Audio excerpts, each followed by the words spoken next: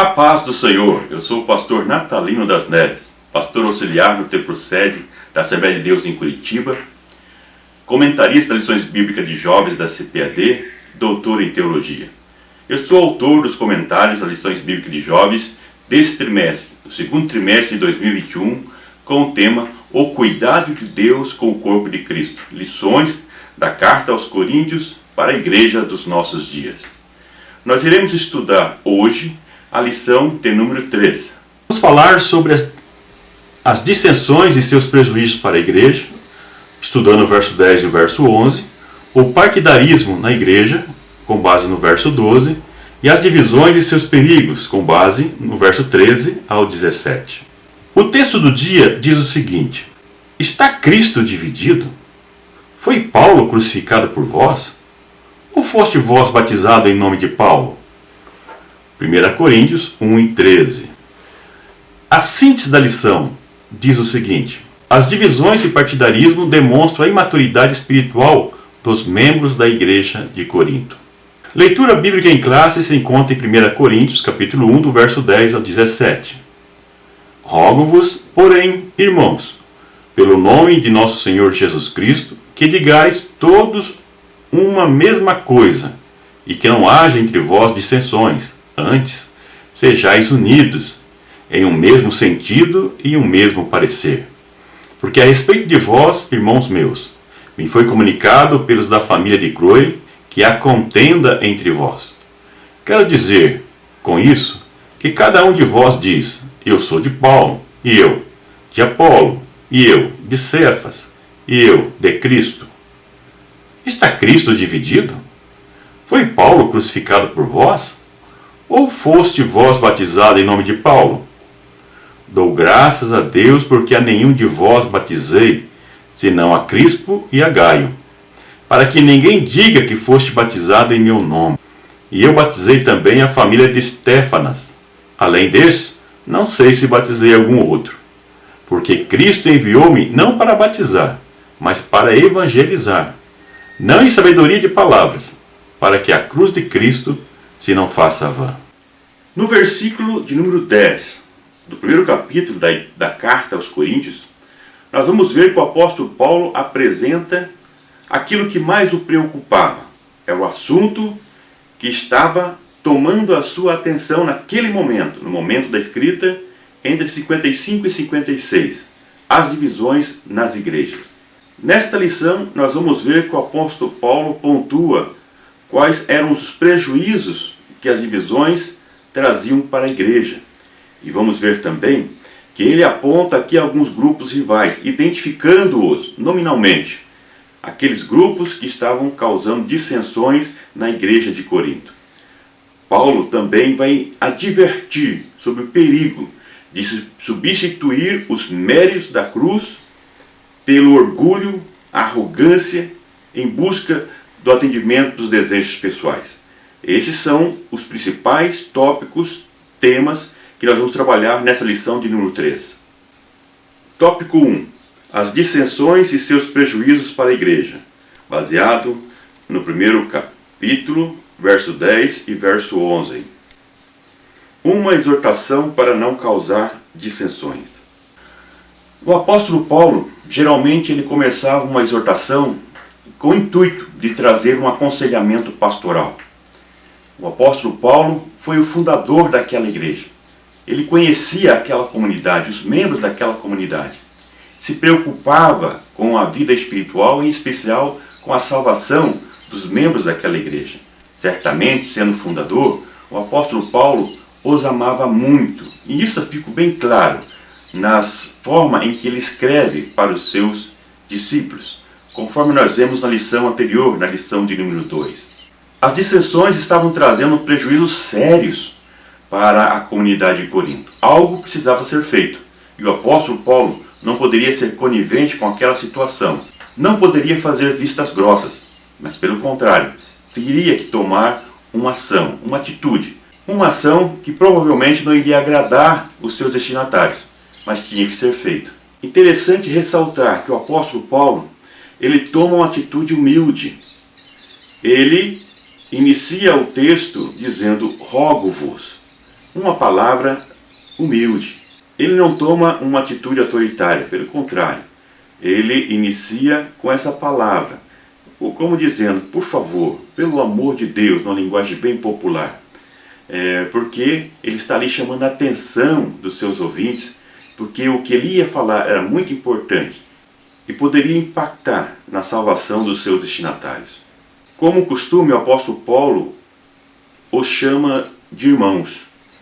É uma saudação fraternal, uma forma de abordagem fraternal, demonstrando que eles eram famílias e deveriam tratar os seus assuntos entre eles, de forma que todos fossem beneficiados. E ele também, evoca a autoridade do nome de Jesus, pois ele fala que em nome do nosso Senhor e Salvador Jesus Cristo. Ele chama essa autoridade do nome de Jesus para demonstrar a seriedade do assunto que ele ia tratar. E também qual era o âmbito, do ambiente desse assunto que ele estava tratando. Era algo muito sério e que Deus também tinha interesse de que isso fosse resolvido. Por isso, ele evoca o nome, a autoridade do nome de Jesus. As dissensões prejudicavam a unidade da igreja. O modelo de vida que era propagado, ensinado pelo apóstolo Paulo, era o modelo de vida das primeiras comunidades, como nós vemos no livro de Atos, em que eles viviam em união, em comunidade, trabalhando em prol do bem comum. Eles tinham um modelo, o modelo diaconal de Jesus. Eles se preocupavam em entender, em aprender aos pés dos apóstolos.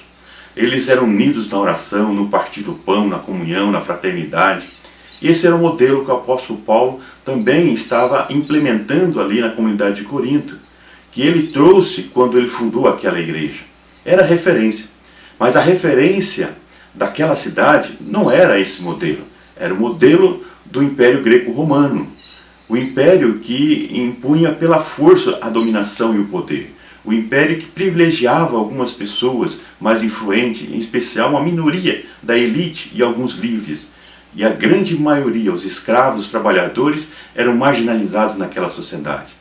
Na igreja, o apóstolo Paulo estava tentando implementar, orientando-os para que vivessem um modelo de vida que estava sendo implementado nas igrejas cristãs iniciais, que era algo que Jesus havia ensinado.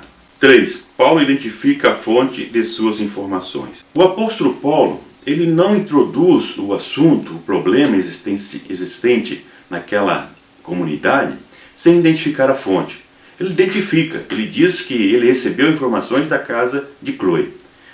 Esse é um assunto, como eu coloco na lição, e em especial no livro, que as pessoas muitas vezes não gostam de fazer, não gostam de tratar dessa maneira. Ou seja, o apóstolo Paulo ele expõe o problema que estava acontecendo e de quem recebeu a informação. Geralmente as pessoas eles querem trazer informações, muitas vezes não querem ser identificadas. Quer dizer, você não quer o problema para mim. Ele não está preocupado em resolver o problema. Ele não quer trazer problema para ele ou para ela. E outras oportunidades são pessoas mal intencionadas. Pessoas que trazem informações que nem sempre são verdades e não querem ser questionadas. Então traz essa informação e pede para não ser identificada, porque se tiver algum problema, então ela não vai precisar provar. E se tiver que provar, vão verificar que não é uma verdade. Então, aqui nós vemos a seriedade com que o apóstolo Paulo trata o assunto. Ele traz o problema e também identifica a fonte. As pessoas muitas vezes não querem ser identificadas para ser omissas. E outros não falam e acabam sendo omissas. Por quê? Porque na realidade eles estão fazendo vistas grossas. Mas o apóstolo Paulo sabia da seriedade que aquele assunto e o prejuízo que aquele assunto, aquele comportamento estava trazendo para a igreja, que eram as dissensões e os partidarismos. Então ele trata e identifica a fonte. As informações que ele recebe são impactantes, são preocupantes, devido ao impacto que trazem para a comunidade. E precisava de uma atitude firme, ele deveria agir com firmeza, e é isso que o apóstolo faz. Eu destaco na revista que existe uma grande diferença das pessoas que querem trazer informações por inveja, por arrogância ou por outros interesses, das pessoas que realmente querem resolver. Então nós temos que ter essa seriedade, nós temos que ver essa convicção na nossa vida, no nosso chamado, e tratar as coisas como devem ser tratadas, de maneira direta, honesta e transparente. A igreja também deve ser assim. Tópico 2. O partidarismo na igreja. Subtópico 1. O tratamento inadequado acerca das diferenças de opiniões. Alguns membros daquela comunidade, eles estavam desconsiderando o fato de que Cristo deve ser o centro das informações, o centro das atenções. Cristo é o Senhor da igreja. Mas eles estavam olhando para si mesmos, estavam buscando oportunidades, porque o cristianismo era uma novidade naquela cidade. E muitos viam no cristianismo uma oportunidade de sobrepor, uma oportunidade de tomar o controle, o poder sobre os demais, que era considerado por eles como inferiores. Era, mais uma vez, um modelo que era o modelo da sociedade. E a igreja não deve copiar o modelo da sociedade. Ao contrário, a igreja deve ser o modelo para a sociedade. Então nós vemos que surgiam muitas opiniões diferentes e não existia uma centralidade na cruz de Cristo, uma centralidade na verdade do Evangelho, mas cada um queria impor sobre os demais a sua verdade, a sua afirmação como verdadeira, e menosprezando o poder do Evangelho, menosprezando a orientação doutrinária que haviam recebido do apóstolo Paulo. Paulo, ele tentava buscar, como eu já disse anteriormente, o modelo diaconal de Cristo para a igreja de Corinto. Uma referência para a comunidade cristã, uma referência para o cristianismo. Subtópico 2. A formação de grupos rivais. Paulo identifica 4 grupos rivais na igreja de Corinto e chama-os pelos nomes. O grupo de Paulo, o grupo de Apolo, o grupo de Cefas ou Pedro, que Cefas era o nome judaico de Pedro, e o grupo de Jesus. As pessoas que faziam parte desses grupos se identificavam com o nome desses líderes. Muitos se vangloriavam por ter sido batizados por esses líderes, outros por ter sido evangelizados e convertidos por meio da mensagem daqueles líderes. Eles se identificavam, isso não era o problema, mas o problema é que eles usavam isso como uma forma de vangloriar-se diante dos demais. Ou seja, identificar com um grupo que eles achavam superiores. Ou seja, eles se identificavam com um grupo que achava que era o superior aos demais, fazendo comparações. A cultura daquela cidade era a cultura grega, que influenciava muito ainda, como influenciou todo o Império Romano. Existia o mito do herói, o culto a personalidades. E era uma prática comum para eles fazerem isso. Mas não era um modelo para a igreja. E isso que nós vemos que muitas vezes se repete nas nossas igrejas nos nossos dias. Continuam como a igreja de Corinto, fazendo culto a personalidades, ainda tendo o modelo do mito do herói, do vencedor. Mas o apóstolo Paulo apresenta como vencedor a Cristo, a mensagem de Cristo, a cruz de Cristo. Interessante que o apóstolo Paulo, ele não se alia nem àqueles que se diziam do grupo de Paulo, que usavam o nome dele. Por quê? Ele não incentivava de forma alguma a formação de grupos rivais na igreja. Fica claro que os líderes que eles veneravam e adoravam, vamos dizer assim, idolatravam, na realidade não tinham esse comportamento. Eles estavam preocupados com o reino de Deus, eram referências, pessoas comprometidas com o reino de Deus. Então não era uma atitude deles que estava influenciando os liderados, mas os liderados que estavam usando o nome dos seus líderes para tirar vantagem sobre isso também e procurar sobrepor sobre os demais. Paulo não fala diretamente quais eram as características desse grupo, qual era a diferença, mas dá para inferir a partir do contexto em que o grupo do apóstolo Paulo era formado na sua maioria dos primeiros fundadores, os primeiros cristãos que se converteram na igreja de Corinto. Já um grupo de Apolo são aqueles que foram influenciados, que ficaram admirados com a sua forma eloquente de pregar, de ensinar e de contrapor com os judeus em público. Isso nós vamos estudar um pouco mais, uma lição específica. Mas eram pessoas que admiravam a forma de Apolo e também a sua ligação com a cultura grega. Então, em especial, a maioria deveria ser de cultura grega. Já o grupo de Cefas ou de Pedro Geralmente, provavelmente a maioria, a grande maioria, era de origem judaica, ou seja, pessoas que eram da sinagoga, que haviam se convertido e que agora estavam formando grupinhos separados também. O quarto grupo, o chamado grupo de Cristo, provavelmente seja daqueles que se achavam superiores aos demais. Queria não comparar com ninguém em um ano, mas ao grupo de Jesus. Esse é o grupo santo, separado. Esses provavelmente são aqueles que se diziam ser santos demais, melhor que os outros, e fiscalizavam os demais membros da igreja. Então são grupos que se formaram naquela época e que muitas vezes se identificam com grupos que se formam hoje na igreja. É um momento de nós refletirmos sobre isso também. A preferência, a identificação com o pregador, com o líder, não é problema. O problema é quando a pessoa usa isso para sobrepor sobre os demais. Então, quem que não tem uma preferência por ouvir uma pregação, um ensino? Isso é normal. O que não pode é a pessoa usar isso para se achar melhor que o outro, porque por causa das suas preferências. Isso não é o indicado para o cristianismo, não é indicado para aquele que se diz cristão. Tópico 3. As divisões e seus perigos. Primeiro subtópico, o perigo de abafar os méritos da cruz de Cristo. No versículo 13, o apóstolo Paulo identifica a possível causa, ou a principal causa das dissensões e partidarismo. É o que nós já inserimos no subtópico anterior. Ou seja, essa identificação com esses líderes, por causa de algumas características específicas desses líderes, mas idolatrando-os, mas com o objetivo de projeção pessoal, desfazendo assim dos méritos da cruz. Aqui a ênfase principal é que eles estavam colocando a sua identificação com o grupo ou o nome desses líderes na frente do próprio nome de Cristo, do sacrifício de Cristo. É por isso que o apóstolo Paulo, ele diz: por acaso foi Paulo sacrificado por vós? Foi pregado na cruz por vocês? Vocês são batizados em nome de Paulo? E assim por diante, ou seja, em nome de qualquer um dos líderes que eles sentiam como superiores. Não, são batizados em nome de Jesus, são batizados em nome do Pai, do Filho e do Espírito Santo, mas o foco é Jesus. Não, vocês são batizados em nome de Jesus, ou seja, pelo sacrifício de Cristo. Ainda nós vemos que depois é formado a orientação doutrinária do batismo no nome do Pai, do Filho e do Espírito Santo. Ou seja, são batizados em nome do próprio Deus que se entregou para a salvação da humanidade, não daqueles líderes humanos. Então Paulo chama a atenção do perigo de menosprezar o valor da cruz, o valor do sacrifício de Jesus.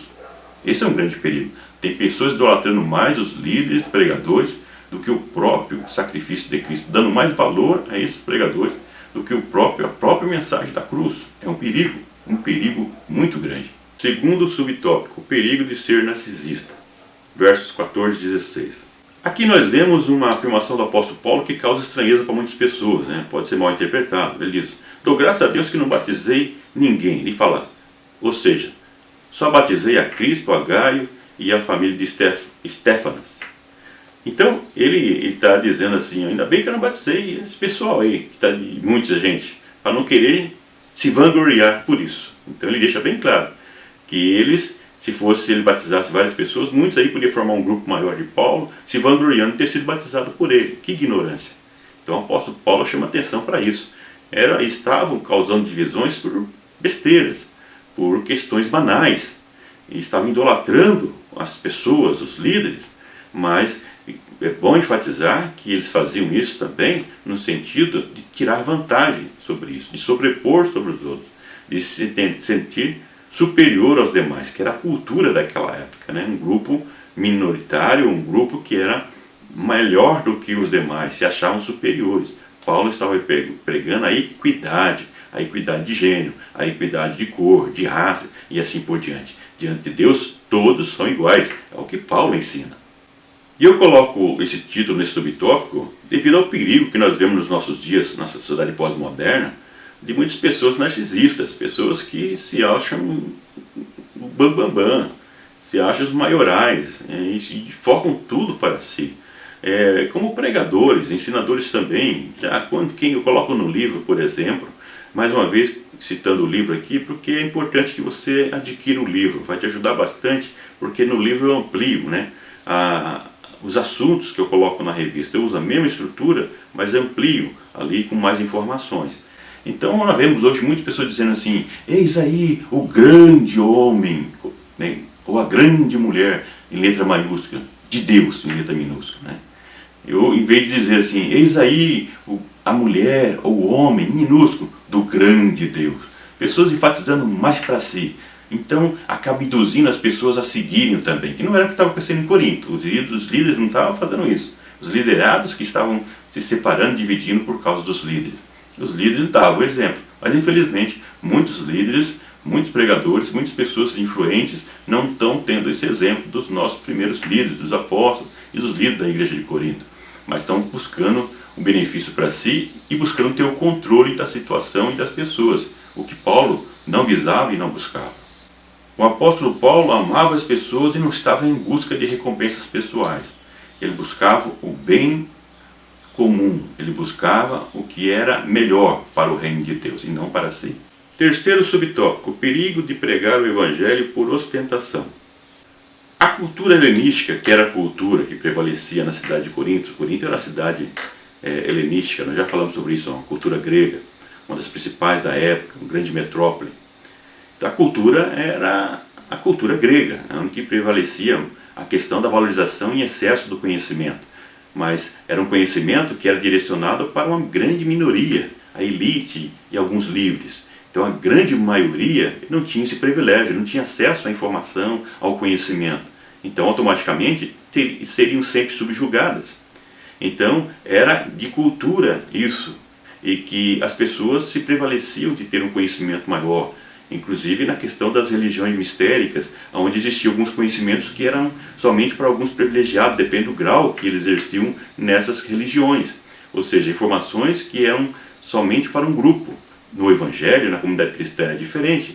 A informação, a revelação do Deus Criador, do Deus Senhor de todas as coisas, era uma revelação que era acessível a todas as pessoas. Paulo deixa bem claro isso. E a principal mensagem era a mensagem da cruz, que não agradavam a maioria ou uma minoria, né? Um grupo de pessoas que ali estavam, que tentavam se prevalecer da sua situação de superioridade, entre aspas, que eles achavam que já traziam da própria sociedade da cidade. A mensagem da cruz quebrava essas diferenças.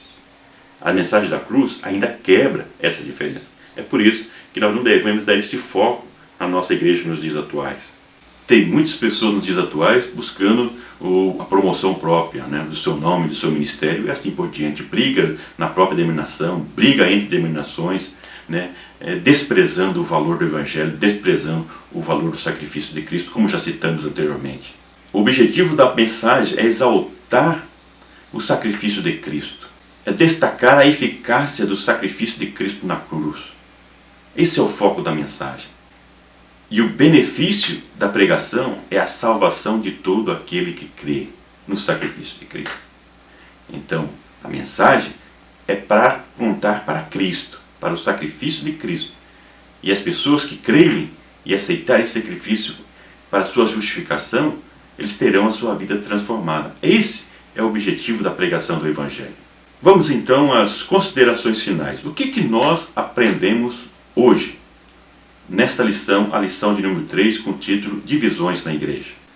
Nós aprendemos, em primeiro lugar, que as dissensões, as divisões na igreja estavam trazendo um grande prejuízo para a igreja e tirando o foco principal, pois o foco principal era a pregação do Evangelho, a salvação de almas e uma vida de equidade entre a comunidade e exemplo para a sociedade em que eles estavam vivendo. Nós vimos também, no segundo tópico, que algumas pessoas estavam formando grupos, os grupos rivais, se identificando com alguns líderes, como Paulo, como Apolo, Pedro e até o nome de Jesus, usando até o próprio nome de Jesus, para causar dissensões, criando grupos partidários, grupos rivais. E estavam com isso desprezando, desvalorizando o sacrifício de Cristo. Portanto, esse comportamento dos coríntios demonstrava a imaturidade daquele grupo, um grupo cristão recém-formado, que ainda, por mais que tivessem vários dons, como nós vimos na lição passada, que tivessem várias experiências com Deus, ainda estavam sendo influenciados pela cultura da sociedade, em vez de influenciar a sociedade. Que nós possamos aprender bastante com essa lição.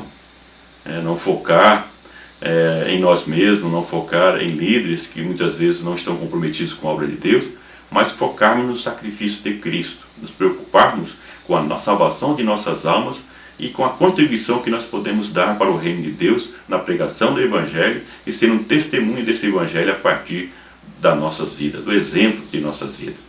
Muito obrigado pela sua atenção e até a próxima aula. Que Deus continue abençoando você e a sua família.